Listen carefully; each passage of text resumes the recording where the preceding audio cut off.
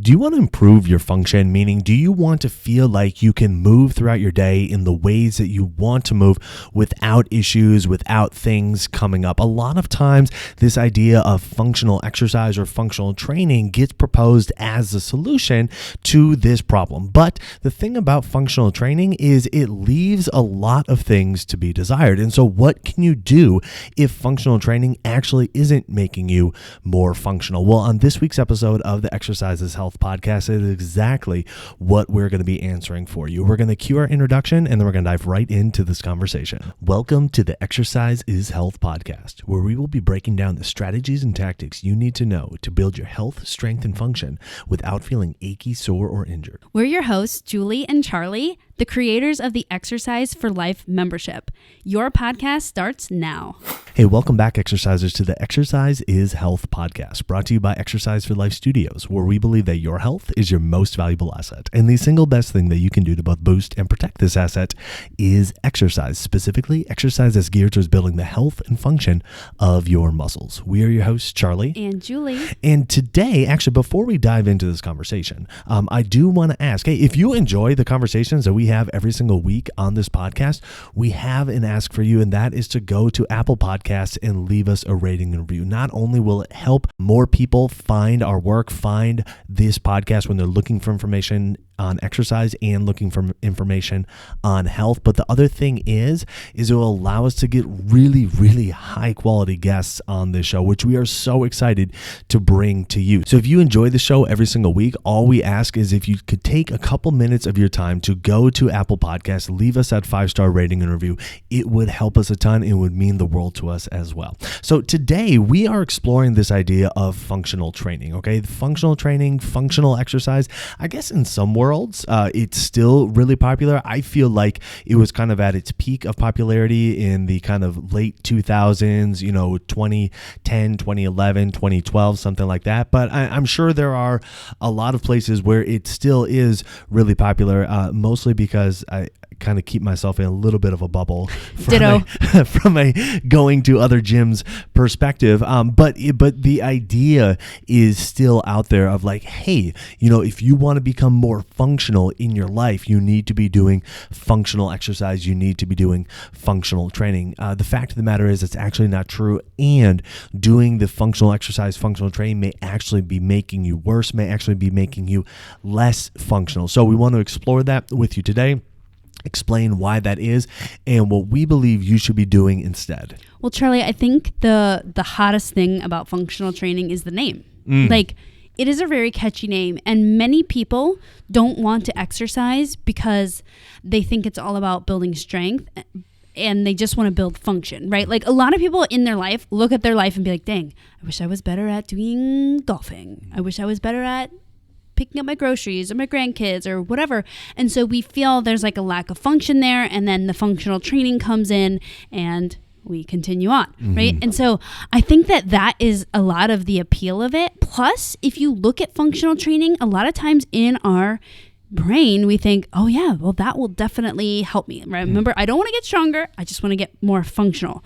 But what we fail to realize is that the more that we focus on strength, the more that the function will come by itself, and it will come easier than had you done functional training. Right. And so when we think about functional training, Charlie and I are referring to this idea of exercises that kind of look like the thing you're going to do, right? And we call that mimicry, but that's basically what it is. So like, for example, if you are trying to do functional training for golf, you do a whole bunch of exercises that are not golf, but look a lot like golf. Or if you're trying to do more functional training for, your hand grip strength while carrying groceries, you're going to do a whole bunch of not grocery carrying, but things that look like or mimic grocery carrying, right? And so there is a time and a place for this kind of stuff, but it's not the always. It's not like the only one thing you should do. And so if you're not familiar with the idea of functional training, that's what we're talking about. Charlie and I call it like mimicry exercise. And it's always going to really resemble the thing that you're trying to get better at. And in our brains, of course, we're like, oh, that looks amazing. I'm going to do more of that. And we also see functional training actually applied a lot like in the therapy world, where it's like, it hurts when I twist my wrist. So then you go to do exercises and you do a whole bunch of more wrist twisting. So again, it's not the thing you're trying to do, but it's an exercise that looks a lot like the thing that you're going to be doing. Yeah, absolutely. I think another aspect of functional training is like adding in a lot of unstable surfaces or adding in a lot of wobble. So, okay, we're going to do this on a ball instead of a chair because it's going to make it more functional. Or we're going to do this on one leg instead of two because we're going to make it more functional. We're going to do this on, a wobble board or, an Eric's pad or something like that because it's going to make it more functional. Like those are the ideas that are thrown out. And essentially what they're saying is, well, you're going to have to use a lot more areas of your body while you're doing this. Because in your daily life, you're never using just like one area of your body at a time. This is, again, going back to the mimicry idea. This is going to mimic more what you might be, doing throughout your daily life. But there are a lot of problems and there are a lot of shortcomings with that. Some we're going to get into today. Some we are not going to get into today because it's a little bit outside the scope of our conversation. So for the sake of brevity, we're just going to focus in on kind of the big things that we want to talk with you about today. But the big problem that we see with functional training is that it is often, as we've been saying, geared towards what we're going to call like this skill acquisition, meaning like, okay, you have your golf swing on the golf course. Okay, now let's do the golf swing, with a band tied to your golf club. So you're essentially doing the skill that you would be trying to do. And you're like, okay, cool. And and then fingers crossed along the way, we're actually going to get stronger. So it's like very skill heavy. And then, hopefully along the way, we actually get stronger with it as well. I think something to bring up that's really important is that in getting better at functional training, like let's say you do a whole bunch of functional training or you're thinking about it, and getting your body to function better are two different things.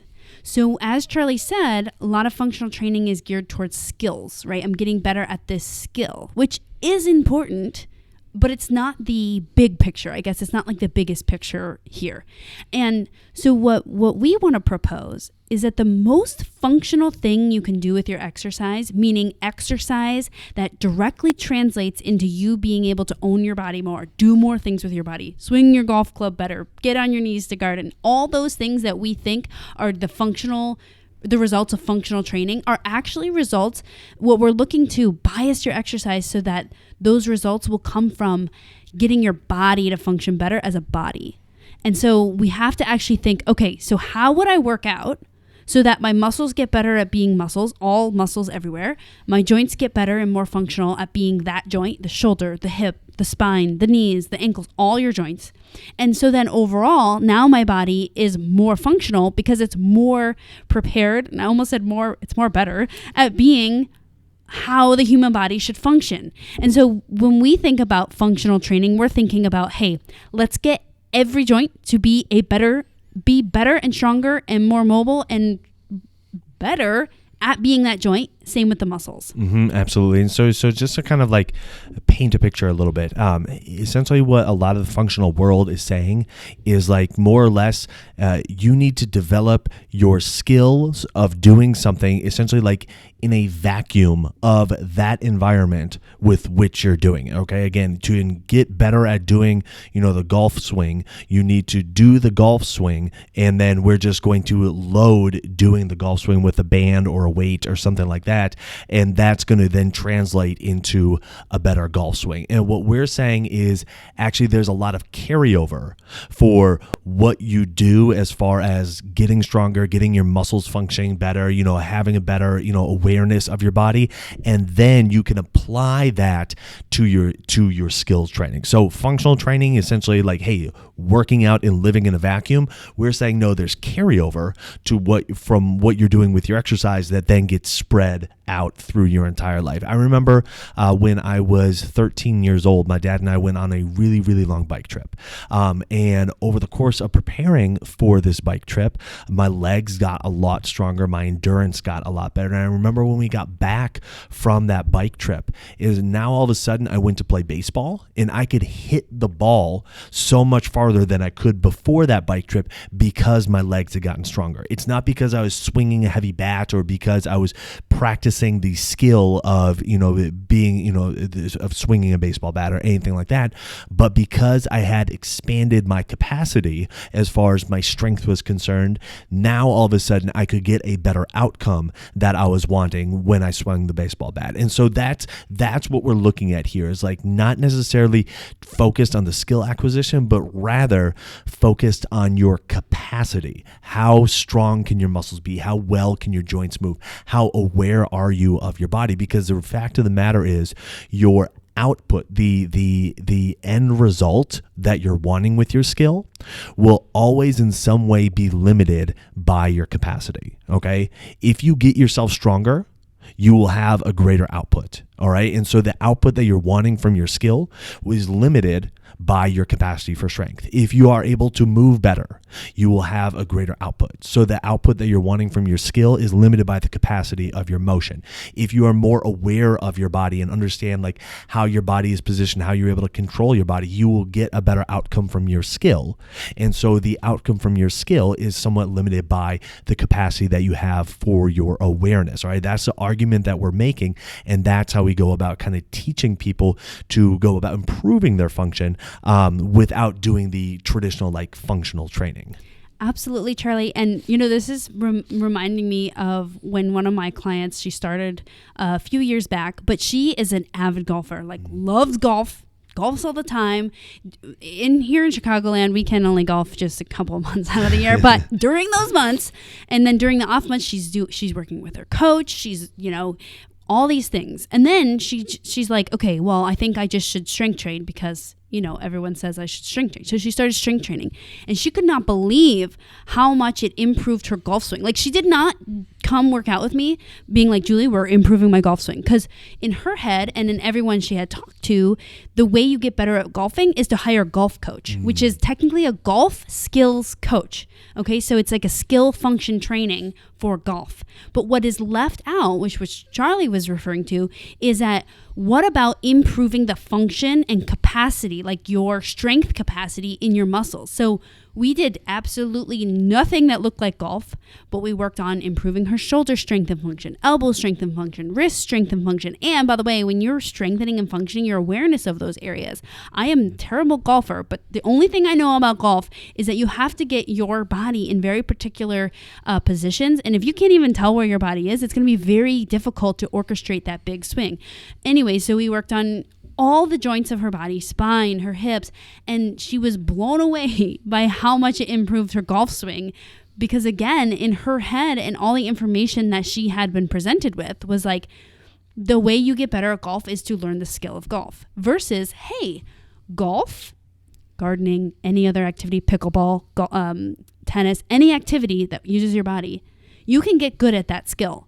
But the more that you get your body stronger and have a larger capacity for strength, the more you're going to be able to utilize that skill. And so that's kind of what Charlie was referring to, is like, hey, you can get so good at whatever skill and know all the intricacies, but the more your body is prepared to handle that skill or be able to perform that skill, that's going to be really built and dependent on your strength training that you do in the gym or at your house. So what are the different kind of capacities that we want to build? Okay, what are the different aspects of our body that we want to build the capacity of? I guess would be a better way of saying that. So one is your range of motion. Okay, and a lot of times when we think about range of motion, the idea is, well, we want to increase to more range of motion than what we currently have. And sometimes it even goes as far as like increase to more than what your body is currently like capable of or able to do. And what we're saying is actually we want you to have increased the capacity of your range of motion through increasing the ownership of what you are currently able to do, increasing the control that you have of what you are currently able to do. So for example, being able to, like lift your arm straight up overhead, if one arm doesn't go all the way up, and the idea is like, I need this arm to go all the way up. We're saying, actually first and foremost, we want to make sure that everything that you do have, all the motion that you do have, everything that you have, you are able to control that range of motion. You have ownership over that range of motion before we go trying to expand and get your body to have more range of motion. And what's really cool is when we do it in that order of increasing the control and increasing the ownership of the range of motion that you currently have, oftentimes your body actually gives you more range of motion. So you end up with more range of motion than what you currently have. Yeah, Charlie, I love that you ended it with that, because I was like, oh, that's what I'm going to say. Because we often, I want to actually jump back to a story. One of my clients, he was going through some shoulder tightness. I guess we could call it a little bit of frozen shoulder happening. And so anyways, he was doing these exercises that he found on YouTube about how to like crawl your hand up the wall and then like slowly walk. And over time, he was like, Julie, look how much motion I can do. And that's kind of where we started.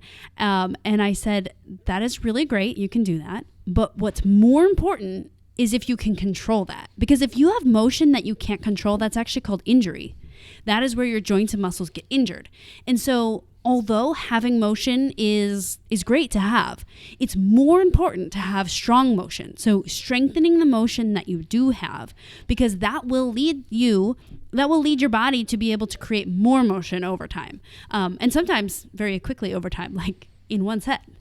So anyways, the more that you focus on improving your range of motion by strengthening the motion that you do have, not forced motion, but motion that you do have, the more motion you will have overall, and the more motion your body will give you. Like, when you wake up and you feel super tight, and then those other days where you wake up and you feel pretty free, you're not feeling super tight, the more times you're going to feel that relaxed, like not feeling super tight feeling, because your body owns all those positions and it's not going to tighten up in response of having lack of strength in those positions. Absolutely. Now, the second aspect that we want to focus on from an increasing capacity standpoint is increasing the capacity of your mind-muscle connection. In other words, like, how aware are you of the different areas of your body? How easily can you access like your shoulder muscles, your chest muscles, the muscles of your core, the muscles of your legs? Or if you were to try to move or do an exercise, would you just be more or less just kind of like flinging your body using whatever your body can come up with in order to do that exercise? Or would you be able to say, no, I want to be able to use these muscles. I can feel those muscles squeezing. I know that I can control those muscles. I can access those muscles. And then because of that, I feel like I'm very aware of not only how my body is positioned, how my body is moving, but also like what my body has available. So this is a really important aspect that often gets overlooked, because mostly when people are thinking about working out, they're thinking about, maybe increasing their flexibility, increasing their strength, increasing their overall fitness. But this idea of improving the capacity of your mind-muscle connection, improving the capacity of the awareness, actually will not only pay dividends down the road, but will help to make all the other aspects of what we're trying to build the capacity of that much more solidified. I think building the mind-muscle connection capacity is probably the least valued in the quote-unquote traditional gym sense, because if you think about like going to the gym, people are like, count the reps, listen to the music, listen to your instructor, turn off your brain, push through the pain. And mind-muscle connection is kind of saying like the opposite, like, hey, focus on your muscles, squeeze, make sure you're being respectful of your body. It's like tuning into your body rather than tuning out. We're not trying to work out, we're trying to work into our body. But we don't really realize how this directly relates to you being able to do the stuff you want to do in your life, because it is probably the most potent one. The more aware you are of your body, the more that your body is able to connect with itself, the more you're going to be able to attain more skills. Like if you are training for golf or pickleball or bending down to garden or picking up your grandkids or traveling or all the things that we want to do with our body, the more that we are connected and are able to connect with our body, the more that we're going to be able to accomplish and master new skills or develop current skills that we do have. And so this is probably the most functional of them all, which is connecting and tuning into your body when you're doing your weight training and strengthening exercises. And then the third aspect of the thing that we want to build the capacity of is your strength. Okay, so like how much output can your muscles generate? How much force, how much tension can they generate? And then being able to do that through as much of your range of motion as you can, being very aware of your body. So you're essentially, like, the end result is you are able to move your body in a whole bunch of ways, in a whole bunch of different directions. Make sure that you can have that mind muscle connection to whatever areas of your body that you're wanting to, in whatever position that you are in, you are able to generate strength from and be able to either create a movement or maintain a position or whatever it is. So either like move or stabilize or whatever you're needing to do, but building the strength is kind of the third component of this whole series. And yes, this is the third of our list. And you know what? I think a lot of people, when they think about exercise, they think about it in one of two categories. Number one, I'm going to be in the category that's like use full range of motion and connect. And then the other side is like just build strength, right? And so I think that we think they're on like two different teams, but they're actually all on the same team. And when we exercise, it's important to be focusing on all of them. Because if you just do step 1 and 2, you're like, focus on my range of motion, mind muscle connection, you're probably going to always exercise in a way that's very, very light. And then you're not really getting those function changes that you're seeking. You're going to get some, but then there's like a top cap or a top limit, I guess I would like to say. And then the other part is like the strength part. And like some people think strength is everything, meaning you go to the gym and the one thing you're going to try to do is put more weights because it's all about strength. Well, there are parameters to adding strength, right? Like keeping full range of motion and connecting with your muscles. We have a couple other principles that we add in our workouts and in our membership. But when you're thinking about really gaining function, it's the blend of the two. How am I going to build strength? But knowing that I need to build strength with parameters to keep me safe, to keep the function high, and to get and yield the best results so that it is translating into your life. Because I know a lot of our audience, we have some people that love working out, and we have some people that are like, hey, I work out only because the results of what it allows me to do in my life. Both are amazing reasons to work out, but this will fill both of those categories. Absolutely. Now, a lot of times when it comes again to like function and functional training, it's very skill heavy. Okay. And the problem with being very skill heavy from a workout perspective is it's more or less kind of teaching your body new ways to compensate. It's not necessarily expanding the capacity of any aspect of your body from a strength, motion, or, awareness connection standpoint, but it's rather saying, okay, how can we compensate to kind of get the outcome that we're wanting, despite, the state that our body's in. And so it'd be like trying to build a bigger and bigger building on a very unstable foundation. Now, that metaphor, and that doesn't end well. So the solution that we are proposing is instead to increase your function by first increasing your capacity. Increase the capacity of your range of motion, increase the capacity of your mind-muscle connection, and increase the capacity of your strength. And once you do those three things, because now you have expanded your capacity, now the outcome of your skills will be that much better. But if you're still feeling like your skills are lacking, then you can start to, increase or focus on improving your skills on top of that. But now you have a higher capacity to work with, again, for motion, for awareness, and for strength. And this is exactly what we teach you to do in the full motion, full strength, full function program within the Exercise for Life membership. We teach you how to go about, exploring your range of motion and figuring out like where your body can move, and how much it can move, and then starting to do exercise to help expand the capacity of that, not only from the amount of motion, but also, again, that ownership, that control aspect, making that mind-muscle connection, really zeroing in on connecting, on squeezing your muscles, and then building the strength on top of that. So this is a 3-step approach that we use in the full motion, full strength, full function program. Again, that's exclusively within the Exercise for Life membership, but it really puts a practical application to everything everything that we discussed today. So if you'd like to join us in this full motion, full strength, full function program, all you have to do is go to www.exerciseforlifestudios.com/membership. Not only will you be able to get access to this program, you'll be able to get access to programs with hundreds of other workouts that you're able to do from home in under 25 minutes using minimal equipment that are all designed to improve your strength, improve your function, improve your fitness, regardless if you have joint pain, if you have muscle pain, if you have any kind of tightness going on, anything like that. As long as you've been cleared by your physician for regular exercise, these workouts will help you build your health, build your strength, build your function, regardless of what else is going on with your system. So again, that's www.exerciseforlifestudios.com/membership. So who do you know that needs to hear this episode? Who do you know that is wanting to feel like their function of their body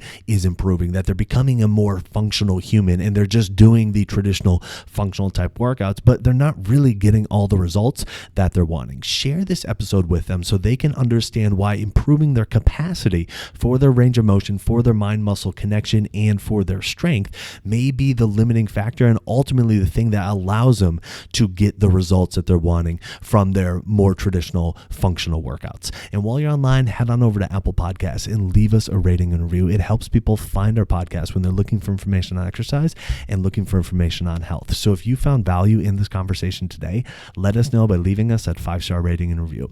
Well, thanks so much for tuning in. We always appreciate it. Have a fantastic week, and we'll talk with you all next week. This podcast is for information purposes only. The statements and views on this podcast are not medical advice. This podcast, including Julie and Charlie Gates, disclaim responsibility for any possible adverse effects from the use of information contained herein. Opinions of guests are their own, and this podcast does not endorse or accept responsibility for statements made by guests. This podcast does not make any representations or warranties about guest qualifications or credibility. This podcast may contain paid endorsements or advertisements for products or services. Individuals on this podcast may have a direct or indirect financial interest in products or services referred to herein. If you think you have a medical issue, consult a licensed physician.